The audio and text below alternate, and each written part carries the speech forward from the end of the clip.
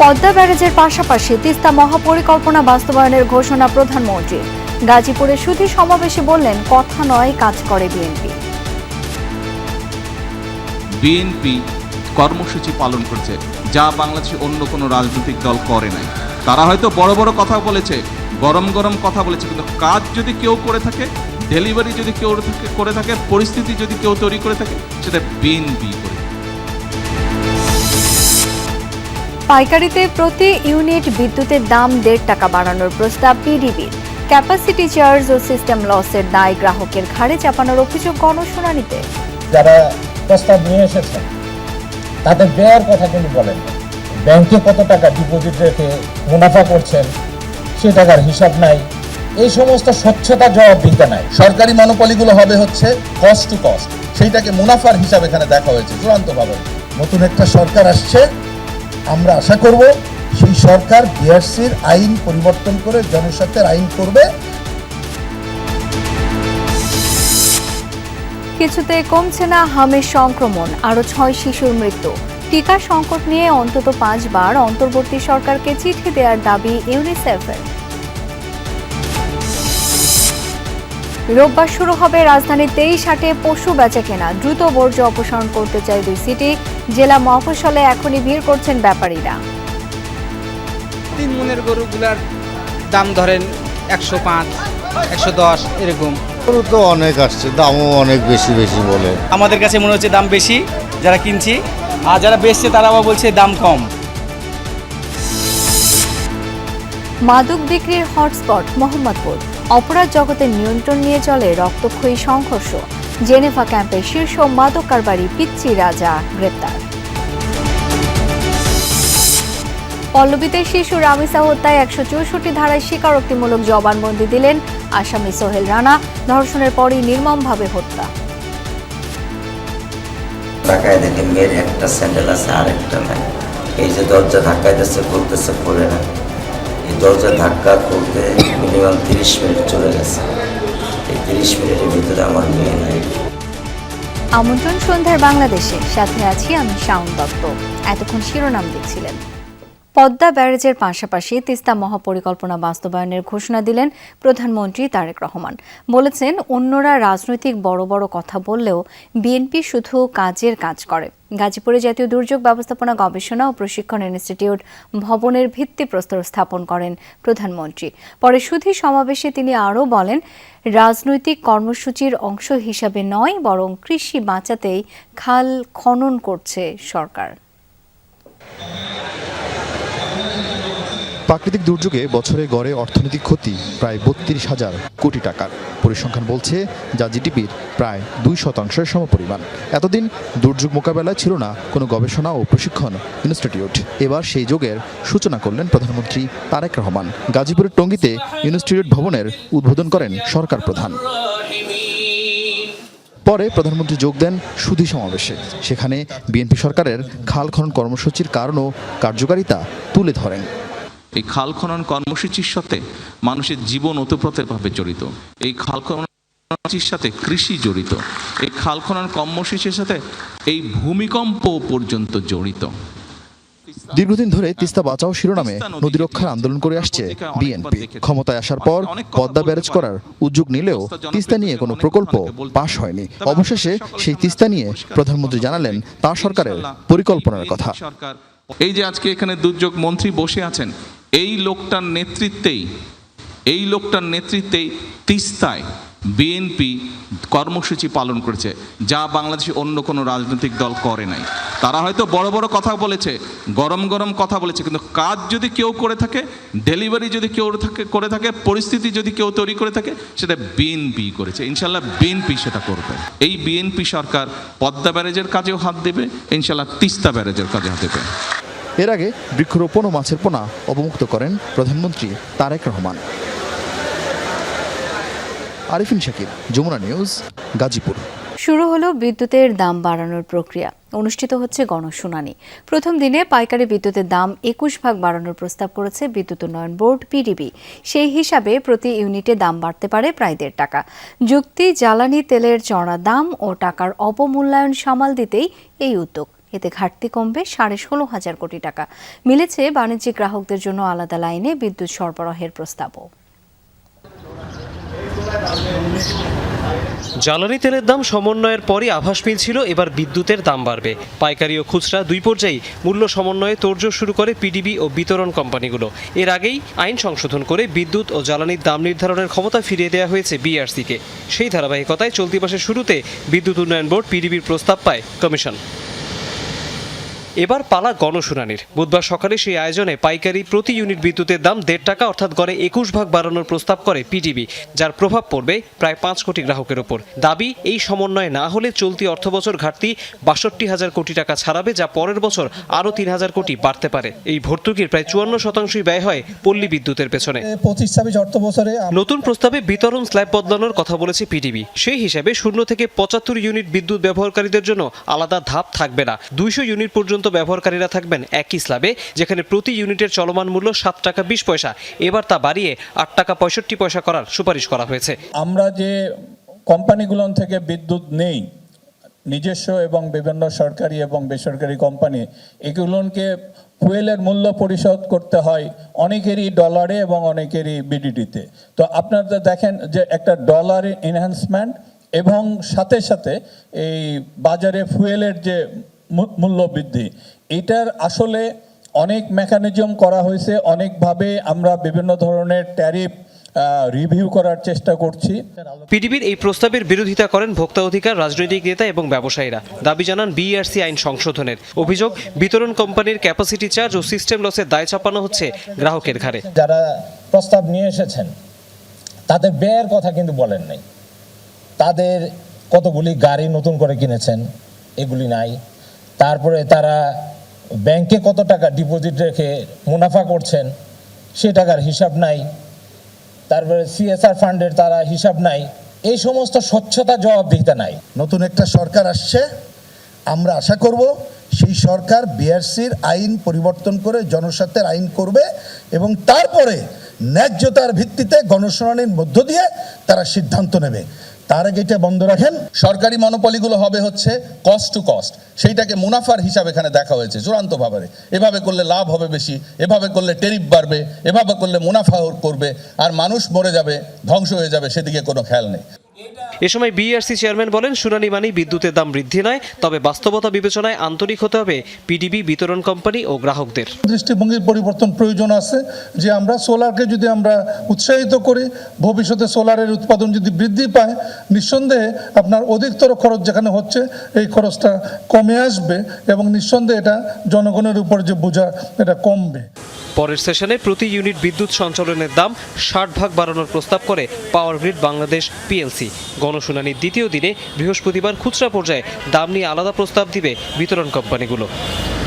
তৌহিদ Hossain, Jamuna News, Dhaka. হাম ও উপসর্গে 24 ঘন্টায় আরও 6 জনের মৃত্যু হয়েছে। এর মধ্যে ঢাকায় 2, বরিশালে 2, সিলেটে 1 এবং খুলনায় প্রাণ গেছে 1 জনের।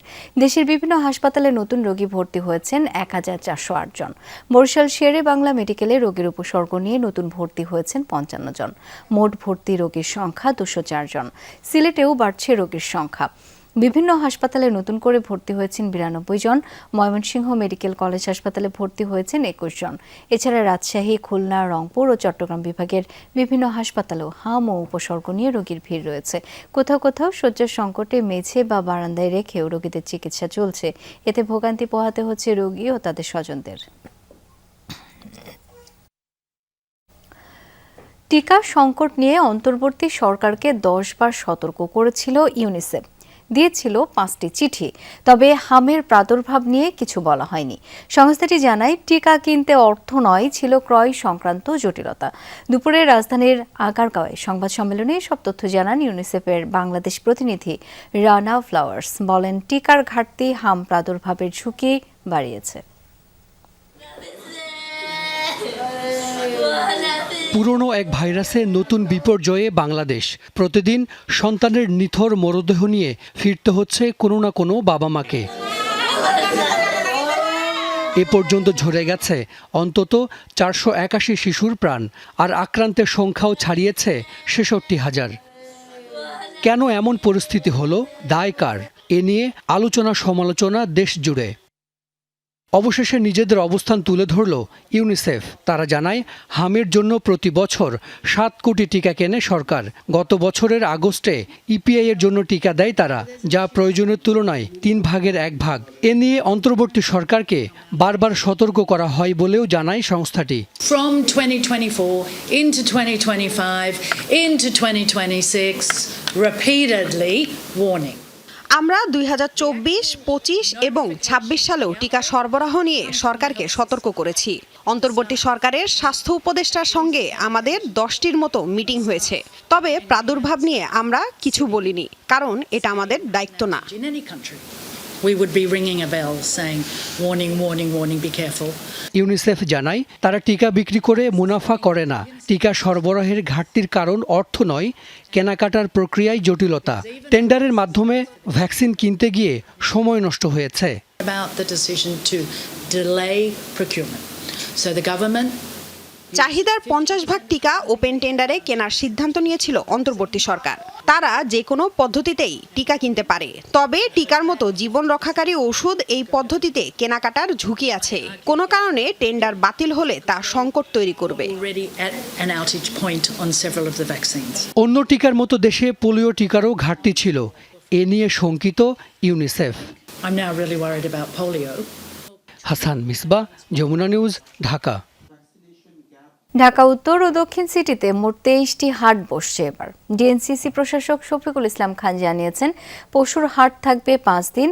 আর দক্ষিণ সিটির প্রশাসক আব্দুস সালাম জানিয়েছেন কোরবানি হওয়ার 8 ঘন্টার মধ্যে মহানগরীকে পরিচ্ছন্ন করা হবে। এদিকে ডিএনসিসি অডিটোরিয়ামে হাট ব্যবস্থাপনায় ইজারাদার সহ সংশ্লিষ্টদের নিয়ে সভা অনুষ্ঠিত হয়। সিদ্ধান্ত হয় পশু বিক্রির অর্থ থেকে 5% হাসিল নিতে পারবেন ইজারাদার। কোরবানির ঈদ বাকি আর মাত্র সপ্তাহখানেক। এরই মধ্যে শুরু হয়েছে কোরবানির পশুর হাটের গোছগাছ। বুধবার ঢাকা উত্তর সিটি কর্পোরেশনের অডিটোরিয়ামে কোরবানির হাট ব্যবস্থাপনা সংক্রান্ত সভা অনুষ্ঠিত হয়। ডিএনসিসি এলাকায় 12টি হাট বসবে জানিয়ে প্রশাসক জানান উত্তর সিটিতে পশুর হাট থাকবে 5 দিন। এর বাইরে যেতে পারবেন না ইজারাদাররা। নির্ধারিত সময়ের মধ্যে হাটের স্থাপনা সহ বর্জ্য অপসারণ করতে হবে তাদের। গরুর হাটের যে ভৌগোলিক অবস্থা, আয়তন ক্ষেত্র, সেই আয়তনের মধ্যে আছে কিনা, আমার সেই ইজারাদার সেই আয়তনটাকে মেনে চলছে কিনা, এটুকু তো একটা গুরুত্বপূর্ণ বিষয়। এই আয়তনের বাইরে যদি রাস্তার উপরে চলে আসে সেটা একটা প্রশ্ন থাকতে পারে, সেই ব্যাপারে আমরা ব্যবস্থা নিব বলেছি। ডিএনসিসির প্রশাসক আরও বলেন পশু বিক্রির অর্থ থেকে 5% হাসিল নিতে পারবেন ইজারাদার। এর বাইরে গরু বিক্রেতার কাছ থেকে আর কোনো টাকা নেওয়ার সুযোগ নেই। ইজারার জন্য 5% টাকা হাসিল নেওয়া যাবে, এর বাইরে কোনো ধরনের কোনো অর্থনৈতিক লেনদেন হবে না, স্পষ্ট বলা আছে। যদি সুনির্দিষ্ট কোনো অভিযোগ থাকে সেটা আমরা দেখতে পারবো। এদিকে সকালে সবজি বাগান ল্যান্ডস্কেপিং কাজের উদ্বোধন শেষে সাংবাদিকদের প্রশ্নের জবাবে দক্ষিণ সিটির প্রশাসক আব্দুস সালাম বলেন ডিএসসিসিতে 11 জায়গায় হাট বসবে। পশু কোরবানি হওয়ার 8 ঘন্টার মধ্যে বর্জ্য অপসারণই লক্ষ্য। আমরা 11টা হাটের অনুমতি দিয়েছি এবং যথারীতি আমরা তাদের একটা সীমাবদ্ধতা দিয়েছি, কিছু নিয়ম শৃঙ্খলা দিয়েছি যাতে সেগুলো তারা মেনে চলে। কারণ আমরা চাই ক্রেতা বিক্রেতার কারো যাতে কোনো অসুবিধা না হয়। একদম ঈদের দিন, ঈদের আগের দিন হাট শেষ হয়ে যাওয়ার রাত্রি থেকেই ক্লিনিং শুরু হয়ে যাবে এবং পরের দিন কোরবানি হওয়ার পরে 8 ঘন্টার মধ্যে ইনশাল্লাহ ঢাকা মহানগরীকে আমরা পরিচ্ছন্ন করে দেব। হাটগুলোতে পশু ডাক্তারের পাশাপাশি আইন শৃঙ্খলা বাহিনী মোতায়েন থাকবে বলেও জানান প্রশাসকরা। এদিকে উত্তরবঙ্গের অন্যতম বড় কোরবানির পশুর হাট রাজশাহীর সিটি হাট এখন বসছে প্রতিদিনই। সাধারণত প্রতি রবি ও বুধবার হাট বসলেও এখন প্রতিদিনই উঠছে গরু মহিষ, তবে বেচাকেনা কিছুটা কম। বিক্রেতারা জানান হাটে ক্রেতা কম, তারা গরুর ভালো দাম না বলায় বিক্রিও কম। আর ক্রেতারা জানান কোরবানির পশুর দাম মানুষের ক্রয় ক্ষমতার মধ্যে রয়েছে। 3 মনের গরুগুলার দাম ধরেন 105, 110 এরকম।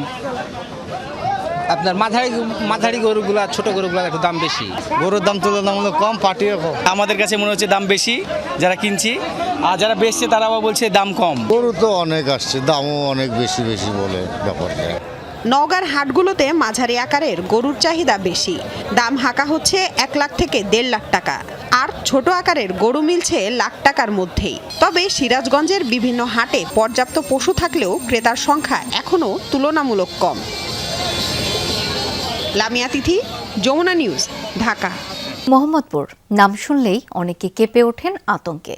হত্যা, মাদক ব্যবসা, ছিনতাই, চাঁদাবাজি, কিশোর গ্যাংয়ের দৌরাত্ম্য কি নেই এখানে? মাদক ব্যবসা আর আধিপত্যের লড়াইয়ে মূলত মোহাম্মদপুরে অস্টেজ ছনছনানি। রাত নামলে স্থানীয়দের চলাচলেও গা ছমছম অবস্থা। সন্ত্রাসীদের সাথে পুলিশের যোগ সাজসের অভিযোগও তুলছেন কেউ কেউ। রাজধানীর বুকে কিভাবে গড়ে উঠল এমন নিয়ন্ত্রণহীন অপরাধ জগৎ? তানভীর মিজানের ছবিতে রেদওয়ান আহমেদ জানাচ্ছেন বিস্তারিত।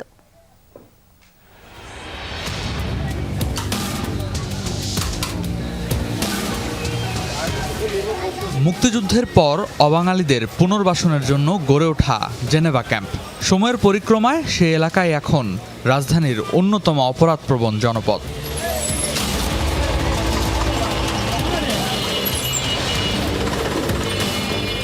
মোহাম্মদপুরের ঐতিহ্যবাহী বাবর রোড স্থানীয়দের কাছে এখন পরিচিত মাদকের হাট নামে।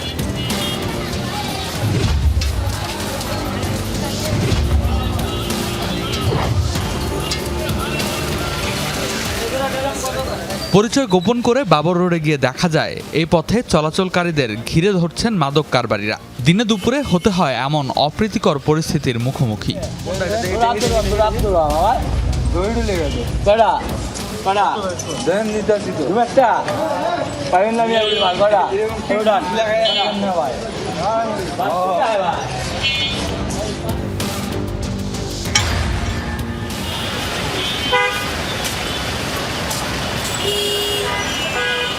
ক্যাম্পের ভেতরেই হাঁকডাক দিয়ে চলছে মাদক কেনাবেচা।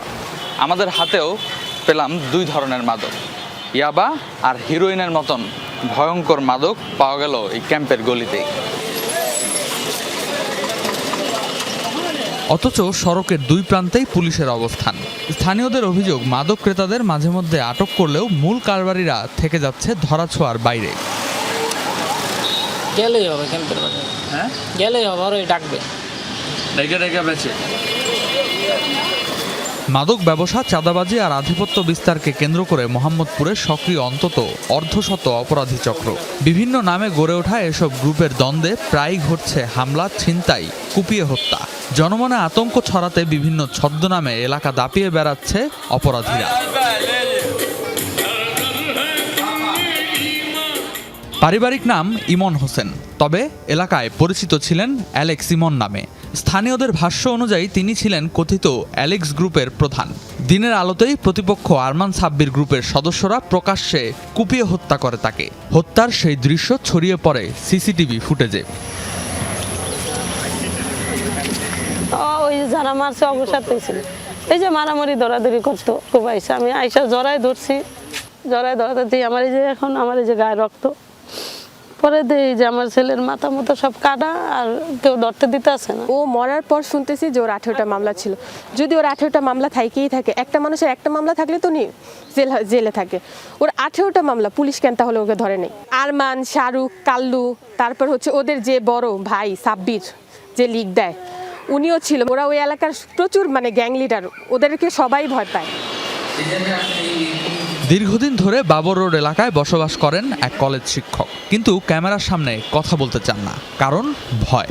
এখানে গোলাগুলি হয়, ছুরি নিয়ে রক্তের ঝনঝানানি, ওরা নিজেরা মারামারি, খুন খারাপ, ঢেল, অনর্গল, ছোট বাচ্চারা পর্যন্ত অংশগ্রহণ করে। এই ক্যাম্প থাকা অবস্থায় কোনো ক্রমেই এটার সমাধান হবে না। শুধু ভয় আমার কেন, প্রত্যেকটা মানুষেরই ভয় আছে, কারণ আমরা যারা নিরিবিলি পরিবেশ পছন্দ করি তারা সবসময় আমরা রিস্কের ভিতরে থাকি। এদের সাথে উল্টাপাল্টা কোনো কিছু বলে বা প্রতিবাদ করতে গেলে মনে করেন দলবদ্ধভাবে, সংঘবদ্ধভাবে ওরা এসে বাসা বাড়িতে আক্রমণ করে। অথচ এই মোহাম্মদপুর এলাকায় রয়েছে বেশ কয়েকটি স্বনামধন্য শিক্ষা প্রতিষ্ঠান। স্থানীয়দের আশঙ্কা, সহজলভ্য মাদকের ভয়াল থাবা ধীরে ধীরে গ্রাস করছে তরুণদেরও। ড্রাগ তো এখন একটা মেনেসের মতো পরিণত হয়েছে, হ্যাঁ, এবং আমাদের এই তরুণ সমাজকে আমরা ডেমোগ্রাফিক ডিভিডেন্ডের কথা বলি, কিন্তু যদি এই মাদকের এই হাত থেকে যদি আমরা রক্ষা করতে না পারি, তাহলে তো এই ডিভিডেন্ড তো আমাদের জন্য একটা লায়াবিলিটি হয়ে যাবে। এই দায়িত্বটা কে নেবে? যে যখন মিডিয়াতে বলাই হচ্ছে যে সিটি অফ গডের মতো একটা ডিস্টোপিয়ান একটা জায়গায় চলে গেছে, সো এই জায়গাটা আমাকে যদি ইন্টারভিন করতে হয়, তাহলে সেটা কোথায় করবে? পুলিশ বলছে ঘনবসতিপূর্ণ এলাকা আর অসংখ্য সরু গলির কারণে অভিযান চালাতে বেগ পেতে হচ্ছে তাদের। তবে নিয়মিত অভিযান চলছে। এই গলিগুলোকে টার্গেট করে আমরা বেশ কিছু গলিতে বন্ধ করে দেওয়ার চেষ্টা করেছি, কিছু দেখবেন যে বন্ধও আছে।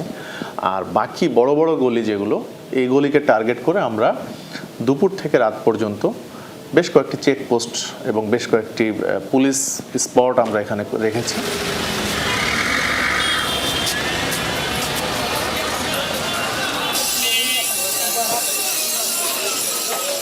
কিন্তু বাস্তবতা বলছে ভিন্ন কথা। রাত নামলেই জেনেভা ক্যাম্প আর বাবর রোডের চিত্র হয়ে ওঠে আরও ভয়ঙ্কর। আইন শৃঙ্খলা বাহিনীর একের পর এক অভিযানের কথা বলা হলেও থামছে না মাদক, সহিংসতা আর আতঙ্কের বিস্তার। প্রশ্ন উঠছে, রাজধানীর মধ্যেই কিভাবে বছরের পর বছর টিকে থাকে এমন অপরাধের অভয়ারণ্য, আর কবে নিরাপদ হবে মোহাম্মদপুর? রেদওয়ান আহমেদ, যমুনা নিউজ, ঢাকা। রাজধানীর মিরপুরে 7 বছরের শিশু রামিসা হত্যা মামলার প্রধান আসামি সোহেল রানা আদালতে 164 ধারায় স্বীকারোক্তিমূলক জবানবন্দি দিয়েছে। সোহেল রানা ও তার স্ত্রী স্বপ্না আক্তার গ্রেপ্তার হলেও পরিষ্কার নয় খুনের মোটিভ। পুলিশ বলছে ঘটনার প্রকৃত কারণ উদ্ঘাটনে চলছে তদন্ত। দৃষ্টান্তমূলক বিচার চাইছে পরিবার ও স্থানীয়রা। ফুলে ভরা আঙিনা ছিল পরিবারের। সেই বাগিচার সবচেয়ে সুন্দর ফুলটি ঝরে গেছে মানুষরূপী পিশাচের হাতে। রামিসাহীন ফুলগুলো যেন বিবর্ণ, সৌরভহীন আজ।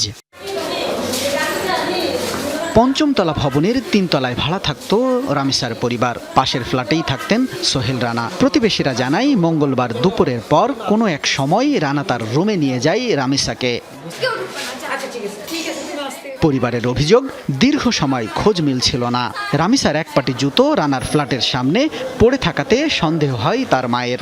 ডাকাডাকির পরও দরজা না খোলায় সন্দেহ বাড়ে। এরপর রামিসার পরিবার ও স্থানীয়রা দরজা ভেঙে ভেতরে ঢুকে মেয়ের মস্তকহীন দেহ দেখতে পান। শিশুটিকে ধর্ষণের পর হত্যার অভিযোগ তাদের। নিচে 2-3টা ছোট ছোট বিড়ালের বাচ্চা আছে, মনে করছে ওখানে খাবার দিতে গেছে, ওখানেও নাই। তখন এসে পাগলের মতো খোঁজা শুরু করছে। তো দেখে তারপরে তাকায় দেখে মেয়ের একটা স্যান্ডেল আছে আর একটা নাই। এই যে দরজা ধাক্কাইতেছে, খুলতেছে, খোলে না। এই দরজা ধাক্কা খুলতে মিনিমাম 30 মিনিট চলে গেছে। এই 30 মিনিটের ভিতরে আমার মেয়ে নাই। এই ঘটনায় ক্ষুব্ধ শোকাহত স্থানীয়রা। অভিযুক্তের বিচার ও সর্বোচ্চ সাজার দাবি তাদের। বাচ্চাটা গল্লাটা ছিল না, বুঝে কাটার তুলে করে আসে, উলঙ্গ ছিল, পাশে রাস্তা অনেক রক্ত জমা হচ্ছে। ওই মতো একটা বাচ্চা, এত সুন্দর চেহারাটা, বাচ্চাটা দেখলে আমরা বিল্ডিং উঠানামা করি, আঙ্কেল আঙ্কেল করে ডাকে। এত সুন্দর ব্যবহার আচার, তা বলার কোনো ভাষা নাই, বুঝছে না? এত কষ্ট লাগলো। ও যেভাবে বাচ্চাটার সাথে মানে যে অত্যাচারটা করছে, সেটা ওদের সাথে তাই সেম কাজটা হওয়ার দরকার। তো ও বুঝুক, ওরও তোদের বাচ্চা আছে, ওরও তো একটা মা বাবা, ওরা কিভাবে অন্যজন মা বাবাদের এইভাবে বুকটা খালি করে দিল। এ ঘটনায় মামলার পর প্রধান আসামি সোহেল রানাকে নারায়ণগঞ্জ থেকে গ্রেপ্তার করা হয়েছে। ঘটনার প্রকৃত কারণ উদ্ঘাটনে চলছে তদন্তে কেমিক্যাল রিপোর্টের পরে এটা আমরা কনফার্ম হতে পারবো যে এই মেয়েটা সাথে তার যৌনকর্ম হয়েছে কি হয়নি। আমরা ধারণা করতেছি, এটা আমাদের ধারণা যে তার সাথে কোনো যৌনকর্ম হয়েছে। এইটা যখন হয়তো ব্লিডিং বা অন্য কিছু হয়েছে বা এটা টের পেয়ে যাবে, তখন সে এই ডেড বডিটাকে তাকে মেরে ফেলে ডেড বডিটা গুম করার জন্য সে পরিকল্পনা করছে। শামীম রেজা, যমুনা নিউজ, ঢাকা। ব্রাহ্মণবাড়িয়ার সরাইলে একটি নির্মাণাধীন ভবনের সেপটিক ট্যাঙ্ক থেকে 4 শ্রমিকের মরদেহ উদ্ধার করেছে পুলিশ। বিকেলে উপজেলার কালীকচ্ছ ইউনিয়নের গলানিয়া এলাকা থেকে মরদেহগুলো উদ্ধার করা হয়। পুলিশ জানায়, স্থানীয় আলী মিয়ার বাড়িতে নির্মাণাধীন ভবনের সেপটিক ট্যাঙ্কের ভেতরে কাজ করছিলেন 2 জন শ্রমিক। দুপুরের দিকে তাদের সাড়া না পেয়ে অন্য 2 শ্রমিক ট্যাঙ্কের ভেতরে নামেন। এরপর তাদেরও কোনো সাড়া না পাওয়ায় ফায়ার সার্ভিসকে বিষয়টি জানানো হয়। খবর পেয়ে ঘটনাস্থলে পৌঁছে মরদেহ উদ্ধার করে পুলিশ ও ফায়ার সার্ভিসের সদস্যরা। প্রাথমিক ধারণা, সেপটিক ট্যাঙ্কে গ্যাস জমে এই ঘটনা ঘটে।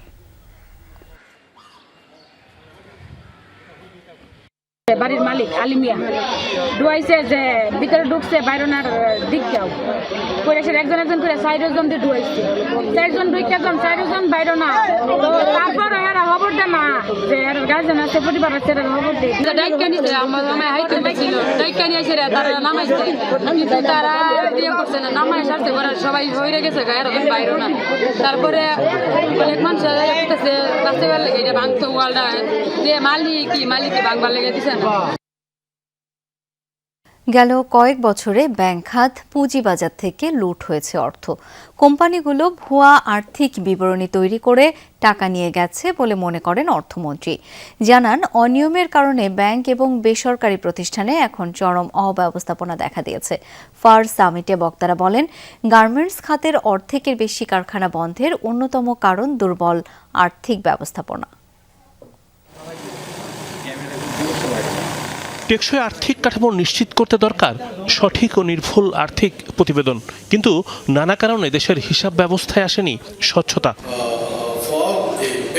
সকালে রাজধানীর একটি হোটেলে ফাইন্যান্সিয়াল অ্যাকাউন্টিং অ্যান্ড রিপোর্টিং সামিটে নিরীক্ষা ব্যবস্থার শক্তিশালীকরণে উঠে আসে নানা সুপারিশ। বলা হয়, নিরীক্ষা মানের নৈতিকতা এবং গুণমান নিশ্চিতের বিকল্প নেই, কারণ হিসাব ব্যবস্থার দুর্বলতায় টিকে থাকতে পারেনি অনেক প্রতিষ্ঠান। ফ্যাব্রিকেটেড ফাইন্যান্সিয়াল রিপোর্ট করি, তার কনসিকুয়েন্স হচ্ছে আজ হোক কাল হোক সেই কোম্পানিটা ধ্বংস হয়ে যাবে। আমি একটা পাবলিক লিস্টেড কোম্পানি ওভারটেক করার চেষ্টা করেছিলাম। যখন ওর অ্যাকাউন্টিং নিলাম, দেখলাম তার অ্যাসেট লায়াবিলিটি মিসম্যাচ করে। স্বচ্ছ আর্থিক প্রতিবেদন ছাড়া টেকসই আর্থিক খাত ও সহজতা ব্যাংকের ঋণ নিশ্চিত করা সম্ভব নয়। গেল কয়েক বছরে ভেঙে পড়ে নিরীক্ষা ব্যবস্থা। ভুয়া প্রতিবেদন তৈরি করে ব্যাংক, পুঁজিবাজার, আর্থিক প্রতিষ্ঠান লুটপাট হয়েছে। নিয়ন্ত্রণের অভাবেই ঘটেছে এমন বিপর্যয়। সাধারণ বিনিয়োগকারীরা প্রতারিত হয়েছে। ভুয়া আর্থিক প্রতিবেদন দেখে হাজার হাজার মানুষ পুঁজিবাজারে টাকা হারিয়েছে। ভুয়া ভ্যালুয়েশন অথবা আর্থিক প্রতিবেদনের ভিত্তিতে ব্যাংক বড় বড় ঋণ দিয়েছে, পরে ঋণ খেলাপি হয়েছে, ব্যাংক পড়েছে সংকটে। অর্থমন্ত্রী প্রশ্ন তোলেন, ব্যাংক এবং বিভিন্ন কোম্পানি ভুয়া তথ্য দিয়ে অর্থ বের করে নিয়ে গেলেও নিরীক্ষা নিয়ন্ত্রক প্রতিষ্ঠানগুলোর ভূমিকা কি ছিল? অসত্য তথ্য দিয়ে সক্রিয় করা হয়েছে পুঁজিবাজারের দুর্বল কোম্পানি। আমি জানি না এফআরসি রোল বিগত দিনে কী ছিল। এই যে ফাইন্যান্সিয়াল ইনডিসিপ্লিনের কারণে আমাদের যে ব্যাংকগুলো থেকে এতগুলো টাকা বের করে নিয়ে যাওয়া হয়েছে, কোম্পানিগুলো ফলস রিপ্রেজেন্টেশনের মাধ্যমে তারা স্টক মার্কেটে লিস্টেড হয়েছে। সামিটে জানানো হয়, দেশে প্রায় 3 লাখ নিবন্ধিত কোম্পানির মধ্যে 1 লাখের বেশি ছোট প্রতিষ্ঠান, যারা রিপোর্টিং এর আওতার বাইরে থেকে যায়। অ্যাসেট কোয়ালিটি রিভিউ করার পরে দেখা গেল যে অনেক anomalies. Rimon Rahman, Jamuna News, Dhaka. Chain of command এবং নিয়ম মেনে না চললে যে কোনো বাহিনীর প্রতি জনমনে আস্থার সংকট সৃষ্টি হয়। তাই নিষ্ঠা, শৃঙ্খলা, পেশাদারিত্ব ও দেশপ্রেমের মাধ্যমে আনসার ও গ্রাম প্রতিরক্ষা বাহিনীকে দায়িত্ব পালনের আহ্বান জানিয়েছেন প্রধানমন্ত্রী তারেক রহমান। গাজীপুরের শফিপুরের আনসার ভিটিপি একাডেমিতে বাহিনীর 46তম জাতীয় সমাবেশে কথা বলেন তিনি। প্রধানমন্ত্রী আশা প্রকাশ করেন, প্রযুক্তি নির্ভর মানবিক সামাজিক বাহিনী হিসেবে আত্মপ্রকাশ করবে আনসার ও ভিটিপি। জানান, উপজেলা পর্যায়ে বাহিনীর কার্যক্রম শক্তিশালী করতে উপজেলা আনসার প্রবিধানমালা 2026 প্রণয়নের উদ্যোগ নেওয়া হয়েছে। ঈদ লাগছে মনে? বিকাশ পেমেন্ট সবখানে। দেশ জুড়ে বিকাশ পেমেন্টে পাচ্ছেন 8,000 টাকার বেশি অফার। সরকার পরিবর্তন হলেও গণমাধ্যমের পৃষ্ঠপোষক এখনো পরিবর্তন হয়নি, এমন মন্তব্য করে তথ্য ও সম্প্রচার মন্ত্রী জহিরুদ্দিন স্বপন জানিয়েছেন, শিগগিরই গণমাধ্যম কমিশন গঠনে একটি পরামর্শ কমিটি করা হবে। দুপুরে রাজধানীর একটি হোটেলে বিবিসি মিডিয়া অ্যাকশন আয়োজিত এক অনুষ্ঠানে এমনটা জানান তিনি। এ সময় স্বাধীন গণমাধ্যম প্রতিষ্ঠায় নানা পরামর্শ তুলে ধরেন সাংবাদিক প্রতিনিধিরা। মানুষের মত প্রকাশে বাধা দেয় সরকার এমন কোনো আইন করবে না বলে আশ্বাস দেন প্রধানমন্ত্রীর তথ্য উপদেষ্টা। বাংলাদেশে গণমাধ্যম সংস্কার, নৈতিক সাংবাদিকতা এবং নিরাপদ নিউজরুম গঠনে গত 15 মাসের অভিজ্ঞতা কেমন, অর্জনই বাকি। এসব প্রশ্নের জবাব খুঁজতে মঙ্গলবার রাজধানীর একটি হোটেলে বিবিসি মিডিয়া অ্যাকশন এইডের এই বিশেষ আলোচনা। সাংবাদিকদের কল্যাণের জন্যই বেসিক্যালি অনুষ্ঠানে গণমাধ্যমের বর্তমান পরিস্থিতি ও ভবিষ্যৎ নিয়ে কথা বলেন সাংবাদিক প্রতিনিধিরা। গণমাধ্যম কর্মীদের কাজের স্বাধীনতা নিশ্চিতের পাশাপাশি সুযোগ সুবিধা নিশ্চিতেরও আহ্বান জানান বিজেসির চেয়ারম্যান ফাহিম আহমেদ। আমরা বাইরে থেকে সাংবাদিকতাকে যতটা লাক্সারি মনে করি, সাংবাদিকতাটা আসলে লাক্সারি না। আমরা খুবই ন্যূনতম বেতন পাই, আবার অনেক ক্ষেত্রে অনেক প্রতিষ্ঠান এখন সেই বেতনও ঠিক মতো দেয় না। যত দ্রুত সম্ভব সরকার যদি সাংবাদিকদের ন্যূনতম বেতনের একটা কাঠামো নির্ধারণ করে নিশ্চিত করতে পারে যে না, সাংবাদিকদের আর্থিক নিরাপত্তার নিশ্চয়তা বিধান করা হচ্ছে, তা না হলে কিন্তু সাংবাদিকতা বিপদের মুখে পড়বে। অনুষ্ঠানে প্রধানমন্ত্রীর উপদেষ্টা বলেন, যে সকল আইন মানুষের মত প্রকাশে বাধা দেয় তার বাইরে যাওয়ার চেষ্টা করবে সরকার। আর তথ্য ও সম্প্রচার মন্ত্রী জানান, গণমাধ্যম কমিশন গঠনের লক্ষ্যে শিগগিরই অংশীজনদের নিয়ে একটি পরামর্শ কমিটি গঠন করা হবে। তার যদি চিন্তা থাকে সে আবারও জনগণের সামনে 5 বছর পর ভোট করে নির্বাচিত হবে, সে আসলে এই ধরনের জিনিসের বিরুদ্ধে যাবে না। র্যাদার সেই সরকার যদি স্মার্ট হয়, সেটা আমাদের সরকার বা ভবিষ্যতের কোনো সরকার, সে বরং গণমাধ্যমের জেনুইন যেসব রিপোর্ট আসে, যেসব সমালোচনা আসে, সেগুলোকে গুরুত্ব দিয়েই কাজ করবে। খুব দ্রুতই আমরা একটা পরামর্শ কমিটি করব এবং সেই পরামর্শ কমিটির পক্ষ থেকে সকল অংশীদারদেরকে সাথে নিয়ে আমাদের সুনির্দিষ্ট গণমাধ্যম কমিশন গঠন করার প্রস্তাব সেই পরামর্শ কমিটির পরামর্শ হিসাবে ক্যাবিনেটের সামনে, সরকারের সামনে আমরা উপস্থাপন করব। অনুষ্ঠানে উপস্থিত ছিলেন ব্রিটিশ হাইকমিশনার সারা কুকো। সরকার গণমাধ্যম কমিশন তৈরিতে যথাযথ পদক্ষেপ নিলে তার দেশও পাশে থাকবে বলে আশ্বাস দেন তিনি। যাদের জন্য আমরা এই জিনিসগুলো বলতে চাই। ফয়সাল মাহমুদ, যমুনা নিউজ, ঢাকা। এবার ভারতের প্রধানমন্ত্রী স্বরাষ্ট্রমন্ত্রীকে দেশদ্রোহী আখ্যা দিয়ে বিতর্কের জন্ম দিয়েছেন দেশটির বিরোধী দলীয় নেতা রাহুল গান্ধী। উত্তরপ্রদেশে জনসভায় দেয়া ভাষণে বিজেপি সরকারের বিরুদ্ধে দেশ বিক্রির ষড়যন্ত্রের অভিযোগও তোলেন তিনি। এদিকে তার মন্তব্যের তীব্র সমালোচনা করেছেন বিজেপি নেতারা। জনগণকে জ্বালানি সাশ্রয়ের আহ্বান জানানোর পরপরই 5 দেশ সফরে বের হয়েছেন ভারতের প্রধানমন্ত্রী। অর্থনৈতিক সংকটের শঙ্কার মুখে নরেন্দ্র মোদীর এই বিদেশ সফর ঘিরে সমালোচনায় মুখর বিরোধী দলীয় নেতা রাহুল গান্ধী।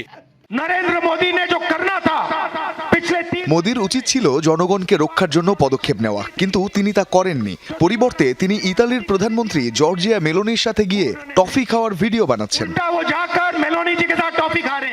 প্রধানমন্ত্রী, স্বরাষ্ট্রমন্ত্রী ও ক্ষমতাসীন দল বিজেপিকে গাদ্দার আখ্যা দিয়েছেন এই কংগ্রেস নেতা। তাদের বিরুদ্ধে দেশ বিক্রির ষড়যন্ত্রের অভিযোগও তুলেছেন তিনি।